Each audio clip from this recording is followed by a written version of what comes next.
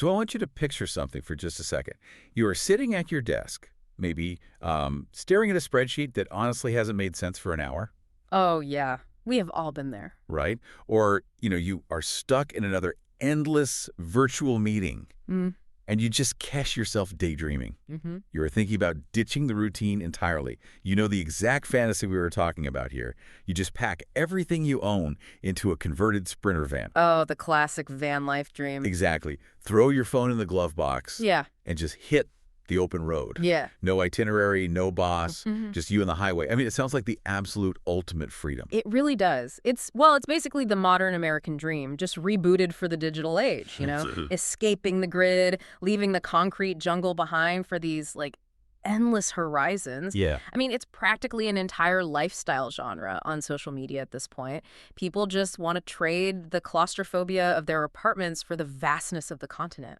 But, and here's where things get interesting in this deep dive, we are looking at a set of sources that are reviewing a new horror movie called Passenger. Oh, yeah. This one is intense. It really is. And let me tell you, this film takes that highly romanticized, perfectly curated concept of the whole, van life aesthetic, and it just twists it into this claustrophobic, high-speed nightmare. It really preys entirely on the vulnerability that is kind of hidden inside that fantasy. Exactly. Because the filmmakers basically look at the open road and they ask, well, what happens when the isolation you are seeking out turns out to be the very thing that traps you? Okay, let's unpack this. Because the review we are looking at today, it frames this incredibly familiar modern trend as the absolute perfect trap for a horror narrative. Right. It centers on our protagonists, this newly engaged couple named Maddie, played by Lou Lobel, and Tyler, played by Jacob Scipio. And they do exactly what millions of people daydream about doing. Yep. They just swap their completely predictable lives in Brooklyn for life out on the highway. They do. But the review points out this incredible core paradox of van life that the movie just, it exploits it from the very first frame. Oh, yeah. The paradox is so clear. It's like, yes, you have the absolute freedom to go anywhere you want. The map is completely wide open. Right. But to physically do that, to actually travel, you are perpetually trapped inside the exact same metal box. Yeah, that is such a great point. You are moving through these vast open spaces, but your actual lived reality, your day-to-day life, is just a few square feet of space. And you are so far away from anything resembling, normality or safety. There is actually a line from the film that the reviewer highlights, spoken by the character Tyler, and it is just dripping with this tragic irony. Oh, I know the exact line you mean. Tyler says, if we can survive 6 weeks on the road, we can survive anything. It is the ultimate tempting fate dialogue. I mean, you hear a line like that in a horror movie, and the countdown clock just immediately starts ticking. Oh, 100%. You just know the road is going to test that hypothesis in the absolute worst possible way. Thinking about that paradox, the whole freedom versus confinement thing, it makes me think of a deep-sea submarine. A submarine. Okay, the pressure element is definitely there, yeah. Right, think about the actual mechanics of it. When you are in a submarine, you technically have the entire massive ocean to explore. Complete freedom to roam the abyss. Exactly. But your physical reality is that you are entirely confined to this tiny, cramped, totally inescapable little pod. The vastness outside doesn't actually matter because you are locked inside. Yeah. And the most terrifying part of being in a submarine is that a single breach from the outside means total disaster. There's literally nowhere to run. The environment outside is actively hostile to your survival, and your only real protection is just this thin layer of metal and glass. Well, and in this rolling submarine they're living in, the breach isn't crushing water rushing in from the abyss. The breach is a terrifying hitchhiker. The film takes that thin layer of metal and glass, and it completely compromises it from the inside out, which, leads us right into the inciting incident. So Maddie and Tyler are out there driving, right? And they end up witnessing this horrific, fatal car accident. Yeah, totally out of nowhere. And in the chaotic aftermath of that crash, amidst all the wreckage and the confusion, they basically inadvertently pick up a supernatural figure right there at the scene. And this is where the film introduces its antagonist, simply known as the Passenger, played by Joseph Lopez. Yeah. The review's description of him is just incredibly striking. It paints him as this creepy old man who is given to just popping up unannounced in the back of vehicles. And the reviewer uses a very specific kind of funny comparison to describe the vibe of this threat. They say, imagine the movie It Follows, but retooled for Jeremy Clarkson. Huh. That is so perfect. It perfectly captures that bizarre tonal intersection the movie lives in. Because you have the slow, relentless, creeping dread of a supernatural entity that just never stops pursuing you. But you inject it into this high-octane, petrol-scented world of cars and highways. Right. It is a complete juxtaposition of speeds. The environment is moving at 80 miles an hour, but the dread is this slow burn just sitting right over your shoulder. And the film really wastes no time setting that tone. Yeah. The review highlights this fantastic opening sequence that operates as basically a total assault on the senses. Oh, yeah. We are talking blaring horns, flashing red warning lights everywhere, and these just expertly timed jump scares that introduce this sort of half-glimpsed old man in the back seat. What's fascinating here is how the writers T.W. Burgess and Zachary Donahue, who horror fans might actually know from that film, The Den, how sparsely they script this narrative. Right. They really hold back. Yeah, they don't give you long, drawn-out explanations or heavy exposition dumps. Yeah. The review specifically notes that the film immediately puts the, quote, pedal to the metal. There is literally no breathing room for the characters to even stop and pull over to process what they just saw. Exactly. There is no time for the characters to question the logic of what's happening to them, and maybe more importantly, there is no time for the audience to question the concept either. Yeah, that makes sense. When a script moves with that kind of pure forward momentum, it completely bypasses the analytical part of the viewer's brain.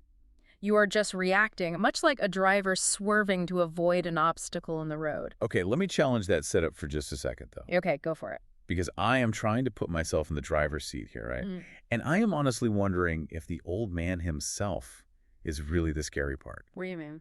Well, as a monster, this guy played by Joseph Lopez, is he inherently terrifying just sitting quietly in the back seat?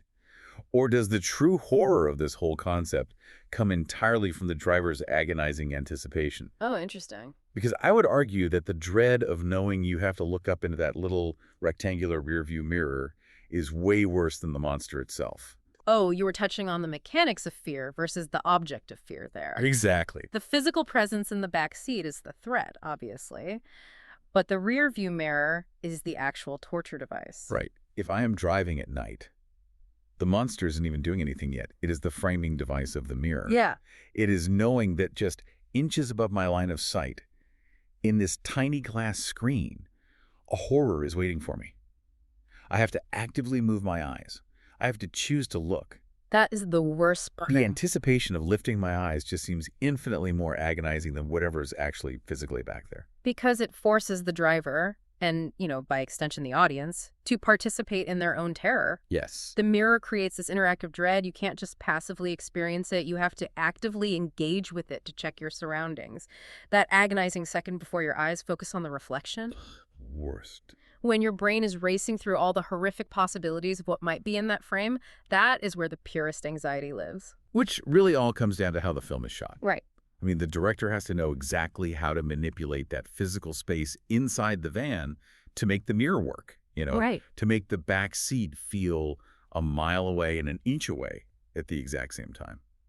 And our sources point out the director here is Andre Ovredal, who is a Norwegian filmmaker who recently did The Last Voyage of the Demeter. Oh, yeah. And Ovredal is a director who absolutely understands how to milk tension from confined spaces. Definitely. I mean, Demeter was set entirely on a ship at sea, surrounded by an endless ocean, yet it managed to feel incredibly claustrophobic. And here, he is working with a van on the highway. A much smaller box. Exactly. The skill lies in making a large world feel suffocatingly small, using the physical constraints of the vehicle to just constantly amplify the psychological pressure. And the review really praises how he elevates a premise that honestly could easily sound a bit silly on paper. Oh, sure. An old man haunting your backseat sounds like, a familiar campfire urban legend. Right.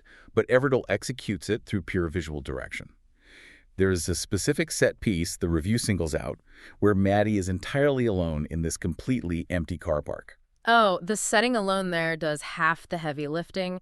An empty car park at night is like the classic liminal space. Yeah. It's a place meant for transition, not for staying. When you are the only person in a space designed for hundreds of cars, the emptiness itself just feels hostile. Your brain just starts looking for patterns. Right, looking for threats in all that negative space. And she is menaced by this ominous figure out there, but it is not just a straightforward chase scene. The review mentions these unexplained footsteps and all manner of, quote, automotive trickery. The way the camera moves is highlighted too. The reviewer described the camera as twirling intense pirouettes around her to create this all-pervasive dread. That phrasing, tense pirouettes, is really revealing about how Ovredal messes with the audience's spatial awareness. How so? Well, when a camera is constantly circling and twirling around a character, it strips away our anchor point as the viewer. We completely lose track of the geography of the scene. Oh, I hate that feeling. We don't know where the exits are. We don't know where the threat might actually come from. Every single time the camera spins, a shadow that was completely safe a second ago suddenly becomes a potential hiding spot. Yeah. It induces this kind of visual vertigo that perfectly mimics Maddie's panic. You just feel as exposed and dizzy as she does standing out there in that massive concrete lot. Yeah. And it is in these moments on the road that we actually meet a character named Diana, played by Melissa Leo. Oh, Melissa Leo is so good. So good. The review describes her as this grizzled van lifer, someone who looks like she could have stepped straight out of Chloe Zhao's film Nomadland. Bringing in an actor with Melissa Leo's gravitas really grounds the film. If you know the aesthetic of Nomadland, you can instantly picture Diana. Oh, perfectly. She is weathered by the elements, fiercely independent, but she clearly carries this heavy understanding of the unspoken, darker rules of the highway. She is just the ultimate veteran of the asphalt. Yeah. And Diana delivers this chilling, very simple warning to the couple. The road can be a scary place. It is the voice of experience just validating the nightmare they're stepping into. But, you know, the introduction of a character like Diana who feels so lived in and real, it actually highlights a significant critique from the review regarding Ovredal's overall approach. Yeah, the review is pretty clear that the film is many miles south of subtle. Definitely. To maintain that relentless pace, to keep the camera twirling and the tension so high, any real attempt at deep characterization for Maddie and Tyler is basically jettisoned very early on. Yeah, you don't get that deep backstory. Right. We don't get the slow burn of getting to know their deep psychological flaws or anything like that. No, they essentially just become avatars for the audience's fear. But the reviewer argues this trade-off actually works for the type of movie this is, because Ovredal, quote, directs the hell out of it. He really does. He skirts the potential silliness by delivering these incredibly visceral, skin-prickling set pieces. He prioritizes the immediate physical experience of terror over any sort of deep emotional resonance. And honestly, I understand making that choice. Setting a movie entirely in a speeding vehicle means something has to give. Right. You can't exactly have long, intimate, character-building conversations when you are literally running for your life. Yeah. It's like strapping into a massive roller coaster. Oh, the sensory override. Exactly that. Mm-hmm. When you are strapped into a coaster that is about to drop you 300 feet at 80 miles an hour, you don't need a deep, moving backstory about the engineering of the cart. Or the emotional journey of the person sitting next to you. Right. The absolute terror of the drop, the wind ripping past your face, the physical sensation of your stomach falling out, that is the entire point. The immediate, overwhelming sensory experience is literally all that matters in that moment. And the film absolutely operates on that primal level. It is a sensory machine designed to elicit a physical reaction. It is not trying to be some profound meditation on the human condition. No. It is trying to make your pulse race and your palms sweat. And according to the review, it largely succeeds for the majority of the runtime. But as we move toward the climax of the film, there is a critique about how it all wraps up. Yeah, this precision-tooled machine falters a little bit right at the finish line. It does. The review notes the film runs out of steam during the climax. And, you know, if we connect this to the bigger picture of the horror genre, we see the film tripping over a golden rule that a lot of modern horror actually struggles with. Which is? The rule is simple, but incredibly hard to execute. Most supernatural phenomena are best left underexplained. Oh, the classic trap of pulling the curtain back too far on the monster. Yes. You spend the first two acts building up this mysterious, terrifying entity that operates on, like, dream logic. It is scary, precisely because you don't understand its rules. Okay. It is chaotic. It is unpredictable. Exactly, because the human brain naturally fears what it cannot categorize. The moment you stop the ride to lay out the mythology, or explain why the ghost is angry, or map out the old man's tragic backstory, You ruin the magic. you shrink the monster down to something manageable. You take it out of the realm of the incomprehensible and put it straight into the realm of human logic. You basically hand the audience a rule book. And rule books are comforting because they imply order. Right. Comfort and order are the exact opposite of what a horror movie should be striving for. Huh. When we know the rules, we know how to beat the monster. The unknown is always scarier than the known. Over-explaining removes the mystery that was forcing your own imagination to do all the heavy lifting in the dark. Yeah. The shadows are scary until you turn on the floodlights to see exactly what is making the noise. So what does this all mean for the film as a whole? Like, does a weak, over-explained climax ruin the entire road trip? Well, according to the reviewer's final verdict, no, it actually doesn't. They state very clearly that the weaker climax doesn't retroactively ruin the deeply effective scares that preceded it. That's good, Yeah. because the strength of those individual set pieces basically carries the film. Exactly. If the journey is thrilling enough and the twists and turns are engaging enough, the audience is usually willing to forgive a slightly bumpy arrival at the actual destination.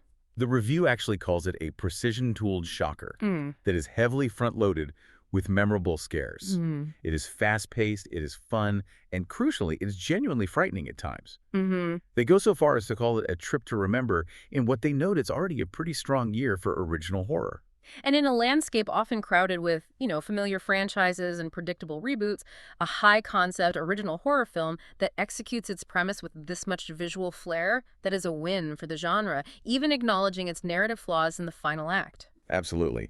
So to summarize the journey we've been on in this deep dive, we've looked at how Passenger takes the deeply modern, highly aestheticized fantasy of van life and essentially exposes it as an inescapable metal box. Yeah. We have a relentless director in Andre Ovredal who paces the film like a high-speed chase, using twirling cameras, liminal spaces, and automotive trickery to build this atmosphere of pervasive dread.